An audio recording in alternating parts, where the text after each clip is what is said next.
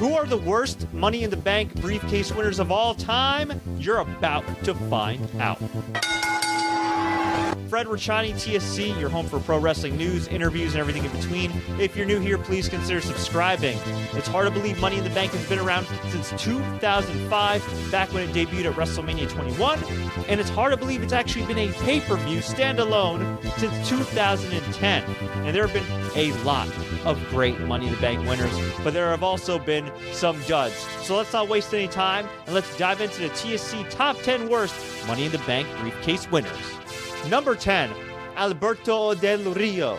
Alberto Del Rio won the briefcase in 2011 at the Money in the Bank pay-per-view. He defeated Alex Riley, Jack Swagger, Evan Bourne, Kofi Kingston, The Miz, R-Truth, and Rey Mysterio, and held the briefcase for 28 days. Now, Alberto Del Rio, when he initially came into WWE, had a ton of momentum, beat Rey Mysterio his first night in, did his damn thing, won the Royal Rumble in 2011, and then he lost to Edge for the World Heavyweight Championship at WrestleMania 27, which actually turned out to be Edge's last singles match. And then he lost again to Christian at Extreme Rules. And from there, he was just kind of toiling and withering away and having these boring, nothing matches, cutting these boring, nothing promos up until Money in the Bank. Now, the Money in the Bank ladder match, much like a lot of the Money in the Bank ladder matches in history, was a damn spectacle and very entertaining. But Alberto Del Rio just did not have the momentum he had back earlier in 2011. And by the time he cashed in on CM Punk following Cena versus CM Punk at SummerSlam 2011, the bloom was off the rose. CM Punk was clearly the top guy that people wanted to see. John Cena was the other top guy that people wanted to see. And you can make the argument that the top heel at the time was more or less either Triple H or Kevin Nash, due to the fact that Triple H was feuding with Punk, and Kevin Nash was the one that cost CM Punk the championship, leading to Alberto Del Rio to cash in. And while WWE tried multiple times over the years with various world title runs and pushes and restarts to give Alberto Del Rio some momentum, he never regained the shine he once had when he initially came in, which essentially tells us when it comes to pro wrestling, timing is always everything. Number 9. Jack Swagger, WrestleMania 26. He won the Money in the Bank ladder match, and he defeated Christian, Drew McIntyre, Dolph Ziggler, Evan Bourne, Kofi Kingston, Kane, Matt Hardy, MVP, and Shelton Benjamin. How's that for a lineup? And the reason I would put Jack Swagger as one of the worst Money in the Bank winners of all time is because, well, he didn't really get a chance to hold it. He clearly wasn't ready at the time. He had been coming off of a decent ECW run as the ECW champion, but didn't do much after that. And then 2 days later, he held the briefcase for 2 days, and 2 days later at the SmackDown tapings, he cashed in his Money in the Bank, pinned the World Heavyweight Champion Chris Jericho to win the world title, and he went on to be one of the worst world champions of all time. Sure, nowadays, we're used to seeing world champions drop non-title matches like flies all the freaking time, and it's pretty bad if you ask me. But back then, other than Rey Mysterio's doomed 2006 world title run, it was pretty rare to see a champion lose non-title matches and lose regularly on TV. Unfortunately, that was the case for Jack Swagger. He clearly wasn't ready. He clearly was in over his head. WWE did him no favors. And when you look back and see the guys that they could have put the briefcase on, Christian, Dolph Ziggler, who would eventually get it, Drew McIntyre, Evan Bourne, who would eventually smoke his career away through some synthetic weed, Kofi Kingston, Matt Hardy, MVP, or Shelton Benjamin, who arguably would have been a great winner at any point in time in the briefcase matches he competed in because he had those amazing spots. But Jack Swagger, yeah, he was doomed from the start. His title reign was doomed from the start, and that's why he belongs on the list of worst Money in the Bank winners.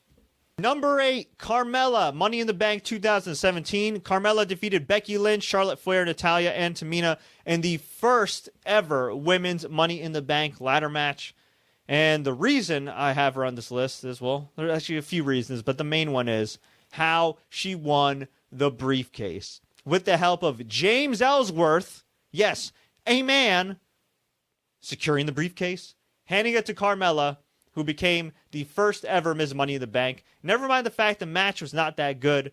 And there was such major fan backlash that WWE decided, you know what? A couple of days later on SmackDown Live, we're going to do it again. And unfortunately, That other match wasn't all that great. It was better than Money in the Bank, but ultimately, Carmella once again got the win, becoming a 2-time Ms. Money in the Bank winner, and she went on to not have that great of a run as Ms. Money in the Bank. Yes, she stepped up her promo ability. She created a more distinct character for herself. She got a lot of heat, but the matches weren't really good. She wasn't built up particularly well. By the time she cashed it in on Charlotte Flair after WrestleMania, it was a great moment. You know, the crowd popped huge, but looking back, Charlotte Flair broke the epic winning streak of Asuka at WrestleMania 34, only to lose to Carmella, who went on to have a pretty bad run as women's champion. Yes, she was great on the mic. Yes, she's okay in the ring, but she was not at the main event level that fans got accustomed to when it came to women's title matches, whether it be with Becky Lynch or Charlotte Flair or Sasha Banks or Bayley. And I'm happy to say Carmella's doing a lot better now. In the ring, she's still got a long ways to go, but she's doing great with her dance breaks with R-Truth and being a babyface personality, but I personally don't think she was Money in the Bank material. Number 7, Alexa Bliss, Money in the Bank 2018. Alexa Bliss beat Becky Lynch, Ember Moon, Charlotte Flair, Lana, Naomi, Natalya, and Sasha Banks to win the women's briefcase. And later in the night, she would cash in during the Ronda Rousey-Nia Jax match, which was actually a surprisingly good match, cashing in on Nia Jax to win the women's championship. Here's why Alexa Bliss is on this list. Nothing against her and everything. She's great on the mic. She's had some pretty good matches here and there. I do think in her career she has been over-pushed when you look at Bayley and Sasha Banks and other women that are arguably more skilled bell to bell and more over with the crowd. And I just didn't feel like she needed the briefcase. If she was going to have a match with Ronda Rousey at SummerSlam, which she did and lost, you could have set it up by having her just beat Nia Jax in a random pay-per-view match or on a match on Raw. You didn't need to have her win the briefcase because you look at it right now. Becky Lynch, Charlotte Flair, Ember Moon, Lana, Naomi, Natalya, Sasha Banks. You're telling me Becky, Sasha, and Naomi, Ember couldn't use that? I mean, seriously. Okay, let's take away the former champs in the 4 Horsewomen. Ember Moon could have absolutely used that briefcase. It would have absolutely elevated her. Lana, let's keep her on the sidelines.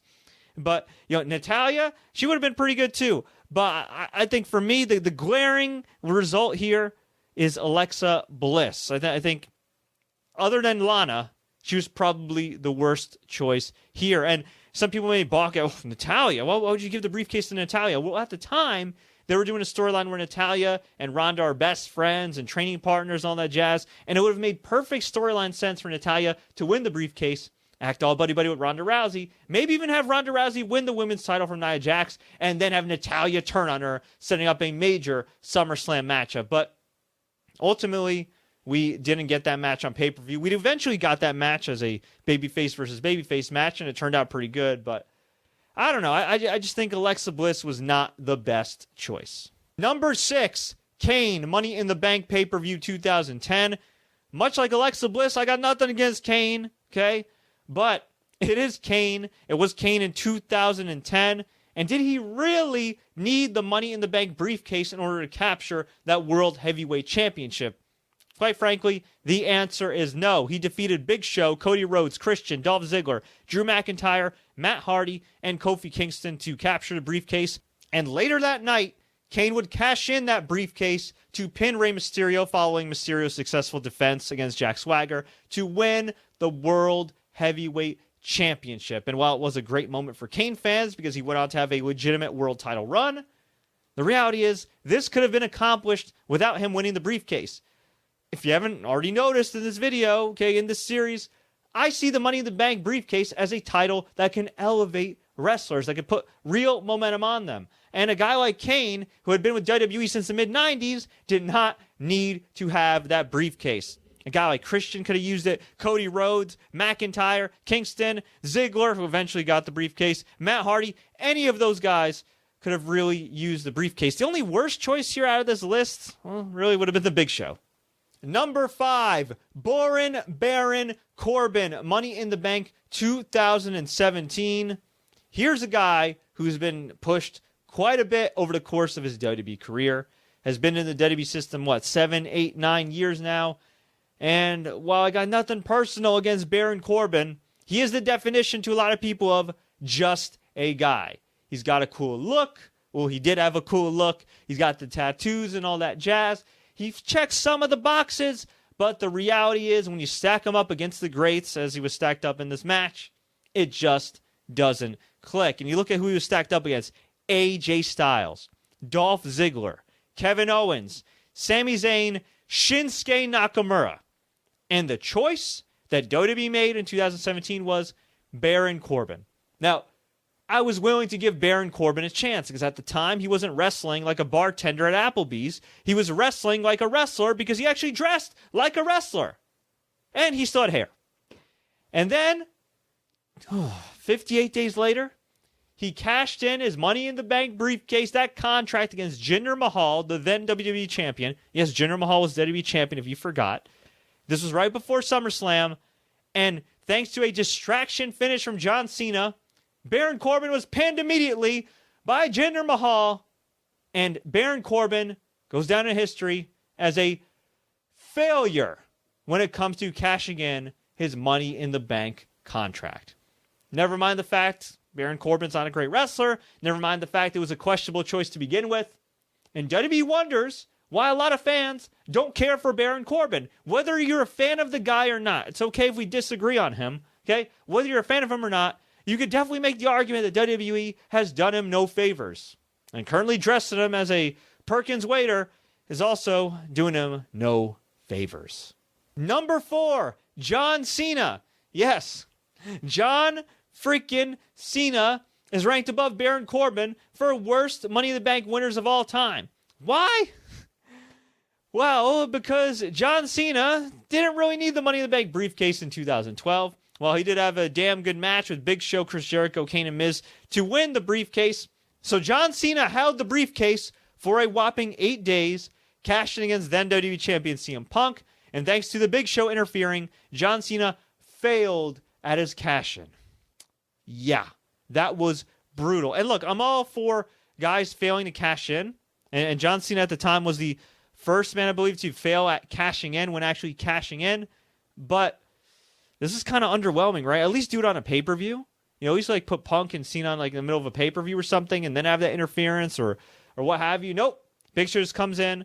Although, to be fair, it did set up a number of matches with CM Punk and John Cena and Big Show. Although, believe it or not, it wasn't John Cena who ended up dethroning CM Punk as WWE Champion. It was The Rock, and John Cena would have to wait until WrestleMania 29 to finally recapture WWE Gold. But, in terms of Money in the Bank winners, he has a dubious place in history. Number 3, Damian Sandow, Money in the Bank 2013. I was here live for this matchup in Philly. This was a hell of a Money in the Bank ladder match. And Damian Sandow, of all people, got the win over Cesaro, Cody Rhodes, Dean Ambrose, Fandango, who actually still had momentum at the time, Jack Swagger, and Wade Barrett. And it was a questionable choice at the time, but I said, hey, what the hell? Damian Sandow. They're going to push him now. Well, he held the briefcase for 106 days, and I think he won maybe 2 matches after that. It was pretty freaking brutal. And he ended up cashing in October of 2013, and he had an amazing match with John Cena, actually. A great, great match with John Cena, but ultimately he lost. And unlike John Cena, who had credibility when he won the Money in the Bank briefcase because he's, freaking John Cena, a guy like Damian Sandow probably could have really used that world title win after a great match with Cena, but instead, he lost.